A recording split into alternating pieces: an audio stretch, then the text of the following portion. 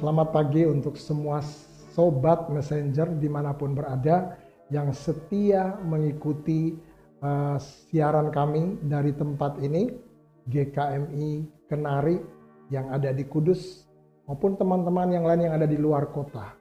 Dan kita bersyukur bisa bangun pagi hari ini, bahkan bisa menerima mana sorgawi di pagi hari ini lewat kebenaran firman Tuhan. Mari sebelum kita mendengarkan firman Tuhan, kita berdoa bersama-sama. Tuhan Yesus, kami bersyukur kami bisa bangun di pagi hari ini. Kami tahu Tuhan, ini semuanya karena anugerah dan penyertaan Tuhan bagi kami semua. Terima kasih untuk semuanya, bahkan kami bersyukur untuk waktu ini. Semua kami diberkati oleh kebenaran firman-Mu nanti. Terpujilah Engkau dan biarlah tidak ada satupun di antara kami yang tidak diberkati oleh kebenaran firman-Mu pada saat ini. Segala kemuliaan hanya bagi Engkau di tempat yang maha tinggi. Terpujilah Engkau Tuhan, di dalam nama Yesus kami berdoa. Haleluya. Katakan amin. Ada satu topik penting yang Tuhan taruhkan di dalam hati saya. Bagaimana kita bisa eksis di tengah-tengah situasi krisis ini.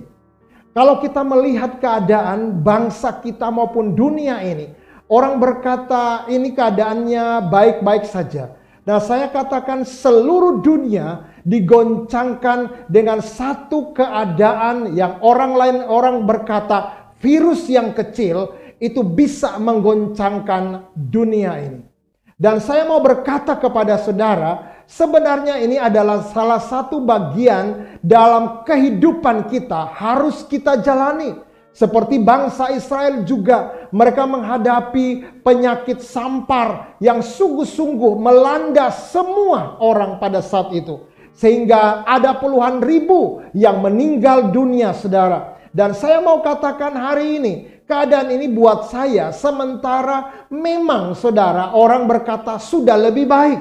Tapi saya mau berkata kita sampai hari ini prokes kita masih tetap gencar dilaksanakan.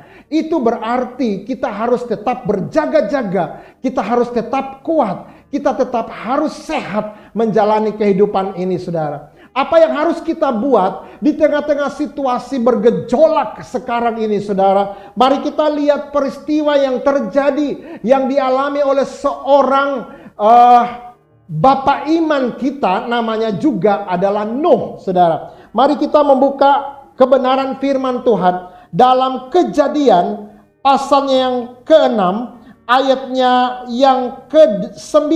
Di sana dikatakan, inilah riwayat Nuh. Nuh adalah seorang yang benar dan tidak bercelah di antara orang-orang sesamanya, dan Nuh itu hidup bergaul dengan Allah. Nah, saudara, kita tahu cerita tentang Nuh, saudara. Ketika Tuhan memusnahkan dunia ini dengan air bah, hanya Nuh dan keluarganya yang bisa terselamatkan, saudara. Di tengah-tengah situasi yang melanda dunia pada saat itu, saudara, adalah satu keluarga yang terselamatkan dari dalamnya adalah keluarga Nuh. Nah, kita harus perlu tidak hanya melihat kemenangan yang terjadi di dalam kehidupan Nuh. Kita harus bertanya, kenapa Nuh dengan keluarganya harus diselamatkan? Sekalipun memang keluarganya ini saudara bukan orang-orang baik. Bukan keluarga yang betul-betul seluruhnya hidup benar, hidup kudus saudara. Tapi satu orang mewakili keluarga, maka satu keluarga pasti diselamatkan. Saya mau katakan pada saat ini saudara, dalam waktu yang ada ini saudara, mari kita melihat apa yang terjadi dalam kehidupan Nuh. Ada dua hal yang perlu kita pelajari pada saat ini saudara. Di tengah-tengah dunia yang kacau balau ini, di tengah-tengah dunia yang begitu banyak kejahatan yang terjadi, begitu hal-hal yang menggiurkan, yang menggoda iman kita, yang membuat iman kita jatuh saudara. Tapi dengar baik-baik saudaraku yang kekasih, apa yang harus kita buat? Respon apa yang harus kita lakukan ketika kita menghadapi tawaran-tawaran yang sepertinya menurut dunia hebat, tetapi justru di hadapan sorga kita menjadi orang-orang yang nilainya menurun, saudara. Dan kita tidak mempunyai value yang baik dalam kehidupan kita. Mari kita belajar dari kehidupan Nuh, saudara. Apa yang dilakukan oleh Nuh di tengah-tengah situasi yang mungkin tidak benar, di tengah-tengah situasi yang mungkin sungguh-sungguh menantang iman, saudara. Yang dilakukan Nuh adalah pertama, Nuh hidup benar di hadapan Tuhan. Sekali lagi, hidup benar di hadapan Tuhan adalah kunci membuka pintu sorgawi, mencurahkan pertolongannya, mencurahkan perlindungannya, mencurahkan setiap anugerahnya. Jika kita hidup benar di hadapan Allah, tidak ada satupun di antara kita yang sungguh-sungguh hidup dalam kekudusan yang mungkin orang berkata 100%. Kita semua punya kelemahan, saudara. Tapi zaman sekarang ini kita hidup dalam anugerah Tuhan.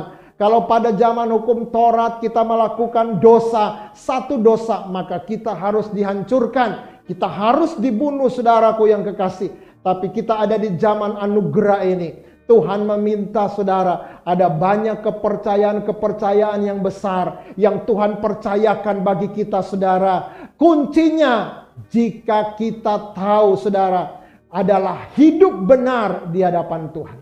Apa sih hidup benar di hadapan Tuhan? Ada orang berkata, oh rajin ke gereja. Belum tentu, saudara. Rajin berdoa. Belum tentu.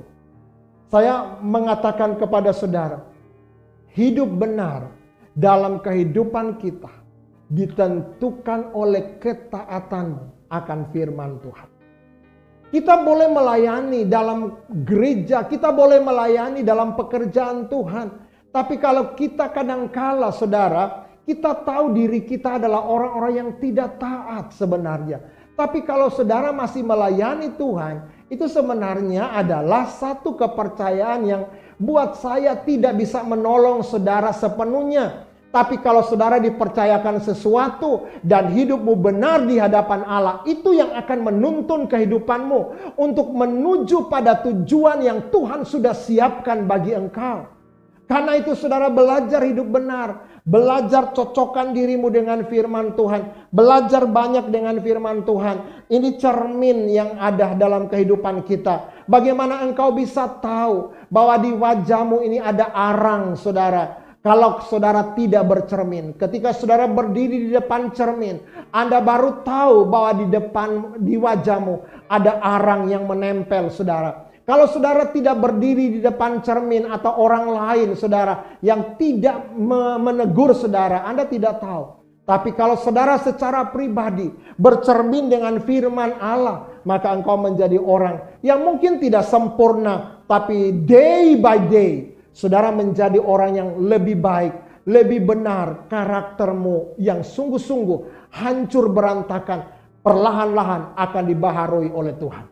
Nah, yang kedua yang saya ingin sampaikan kepada saudara, Nuh ini bukan hanya hidup benar. Ada orang yang taat pada firman Allah, melayani Tuhan, dan kelihatannya tidak salah, tidak ada musuh, tidak menyakiti orang lain, melayani dalam gereja, dalam bagian-bagian pelayanan dalam gereja. Tapi saudara, saya mau katakan ada yang lebih dalam yang perlu Tuhan ingin lakukan dan Tuhan lihat dalam kehidupan kita, yaitu bergaul karib dengan Tuhan. Apa sih bergaul karib dengan Tuhan? Saya punya teman, waktu masih SD. Saya punya teman karib luar biasa. Itu kemana saja, kalau mau beli kaos harus saya beli kepada dia. Apa saja yang dia butuhkan, kalau dia menangis, saya ikut menangis. Masalahnya dia, masalahnya saya, masalah saya, masalahnya dia. Jadi kalau punya masalah, salah satunya, dua-duanya harus memikirkan jalan keluarnya. Dan sampai kami melihat jalan keluarnya. Akhirnya saudara, sahabat karib saya ini meninggal dunia waktu SD. Kami berdua saya kehilangan, sepertinya dunia ini kiamat, runtuh saudara. Ada waktu pemakamannya, saudara. Saya ini masih kecil. Saya loncat ke kuburannya. Saya pengen ditimbun sama-sama dengan dia. Saya ditarik dari dalam kubur. Karena apa? Saya kehilangan sahabat karib saya. Saya merasa saya habis kehidupan saya kalau tanpa dia. Kalau ini ada dalam kehidupan saudara, saudara karib dengan Tuhan. Saudara, apapun yang saudara gumulkan, Tuhan juga akan datang bersama-sama dengan saudara. Anda tidak sendiri. Belajar bangun tengah malam, belajar bangun pagi-pagi, kasih waktumu malam yang terbaik kepada Tuhan.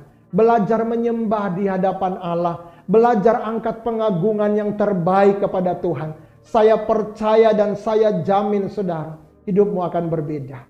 Karakter Kristus akan nampak di dalam kehidupan saudara. Dan saudara akan menjadi saksi bagi banyak orang. Anda mungkin tidak ngomong, tetapi cara kehidupan saudara akan membuat banyak orang di sekitar saudara melihat Tuhan dalam kehidupan saudara. Kita tidak hari-hari ini menjadi saksi dalam kehidupan banyak orang. Kadangkala perbuatan baik kita ini, perbuatan baik yang keluar dari hati yang mengasihi Tuhan dan sesama, itu akan dampaknya lebih besar daripada saudara sekedar ngomong tapi tidak ada keintiman dengan Tuhan. Perkataanmu garing dan itu tidak bisa merubah orang lain. Tetapi perkataan yang diurapi oleh Tuhan dari orang yang keluar dari orang yang memiliki hubungan karib dengan Tuhan, maka satu kata pun itu akan merubah kehidupannya. Saya bersyukur sempat tinggal di luar negeri. Dan waktu itu saya tidak punya kendaraan dan saya harus naik bus umum, saudara. Karena saya sekolah di luar negeri dan saya melayani sambil sekolah. Dan apa yang terjadi satu kali saya ambil bahasa Inggris karena negara itu negara yang berbahasa Inggris. Saya naik bus dan saya sudah nekat di hati saya. Saya datang ke negara ini adalah menjadi saksi. Siapapun yang duduk di samping saya akan cerita tentang Tuhan kepada dia. Satu kali bahasa Inggris saya ini belum lengkap. Tapi ketika kami perjalanan itu kurang lebih 1 jam, saudara, perjalanan menuju sekolah saya. Nah, di bus umum ini, saya, kalau di sini bis umum, kalau di sana bus umum. Apa yang terjadi, saudara? Saya waktu dia turun, saya cuma berkata, Jesus love you.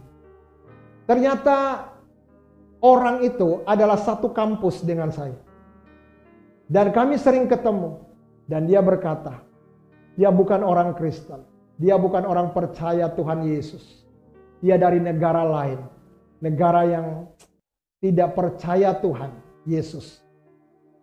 Apa yang terjadi? Kata-kata saya, saudara, Jesus love you, itu membuat dia nggak bisa tidur. Satu kali dia mendekati saya di kampus dan dia bertanya, who is Jesus? Lalu saya jelaskan banyak hal kepada dia. Dan akhirnya dia minta nomor teleponnya Yesus. Dia minta rumahnya Yesus di mana. Dia mau ketemu. Saya berkata, rumah Yesus banyak. Saya tunjukkan, jika Anda lihat gedung yang ada cross, ada salib, itu masuk di dalamnya. Itu rumah Yesus. Biar dia ketemu dengan orang-orang yang lebih pintar berbahasa Inggris. Menjelaskan tentang Yesus. Akhirnya ketika kami closing program kami, saudara, kami graduate dalam kampus itu. Kami sama-sama berpelukan dan dia menangis dan dia berkata, saya akan pulang ke negara saya akan cari rumah Yesus. Di atasnya ada salib. Dan saya doakan dia pulang ke negaranya dengan terima Yesus. Dan doa saya lewat dia, ada banyak orang di negaranya akan percaya Yesus. Perkataan Jesus love you yang keluar dari orang-orang yang betul-betul mengasihi Tuhan, itu dampaknya besar sekali bagi sesama. Karena itu saudaraku yang kekasih, belajar bergaul karib. Ada tantangan, ada pergumulan, ada badai yang melanda kita. Tuhan kadangkala tidak menghalau badai itu dari kita. Badai tetap ada. Tapi dia berjanji di tengah-tengah badai, dia bersama-sama dengan kita. Dia akan melindungi kita. Dia akan menyertai kita. Dia akan memberkati kita. Dan dia akan berkata, nah, jangan takut, percaya saja. Maka kita akan melihat pertolongan-pertolongan yang ajaib, yang membuat kita terheran-heran, saudaraku yang kekasih. Karena kita punya Tuhan yang dahsyat, yang kuasanya lebih tinggi dari kuasa di dunia ini. Karena itu saudaraku yang kekasih, bergaul karib dengan Tuhan. Sesibuk-sibuknya saudara, ambil waktu yang pribadi dengan Tuhan. Saya jamin itu lebih penting dari segala-galanya. Dan Anda tandanya bergantung sepenuhnya kepada Tuhan. Saya berdoa bagi engkau yang punya usaha apapun, usahamu diberkati oleh Tuhan. Saya berdoa bagi engkau yang mungkin belum punya jodoh, Tuhan berikan jodoh. Anda belum punya rumah, Tuhan kasih rumah. Belum punya kendaraan, Tuhan kasih kendaraan. Bahkan lebih daripada itu, Anda yang belum percaya Yesus, hari ini cepat ambil keputusan.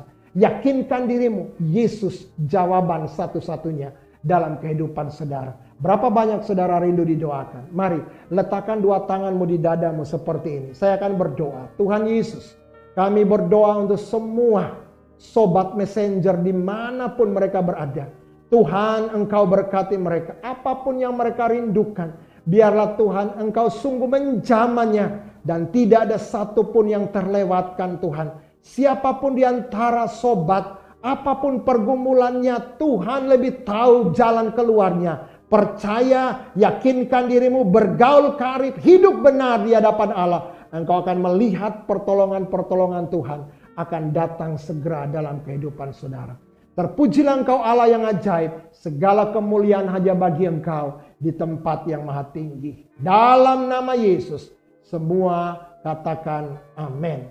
Tuhan memberkati saudara-saudara.